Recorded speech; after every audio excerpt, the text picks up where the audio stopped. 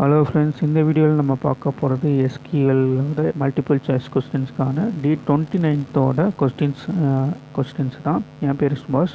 நம்ம சேனலை இன்னும் சப்ஸ்கிரைப் பண்ணலாம். சப்ஸ்கிரைப் பண்ணிவிட்டு வாங்க வீடியோக்குள்ளே போகலாம்.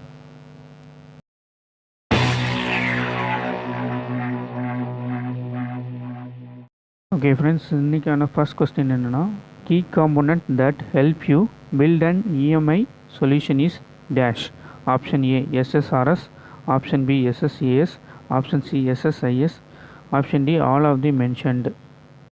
Next question, which of the following tools comes installed with SQL Server 2012? Option A SSAS, option B SSRS, option C DQS, option D all of the mentioned. Next question, which of the following action cannot be performed with MDS?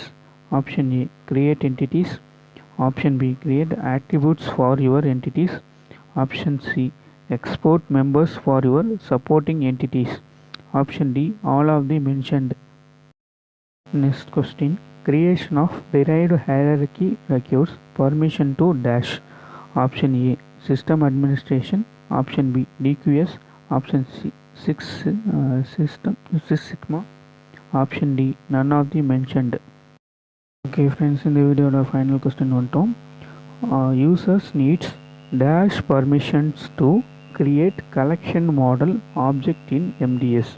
Option A delete, option B create, option C update, option D read. Okay friends, இந்த கொஸ்டினுக்கான ஆன்சர்லாம் உங்களுக்கு தெரிஞ்சுன்னா comment பாக்ஸில் பின் பண்ணுங்கள். உங்கள் friends and சர்க்கிளுக்கு இந்த கான்டெக்ட்டை பற்றி share பண்ணுங்கள்.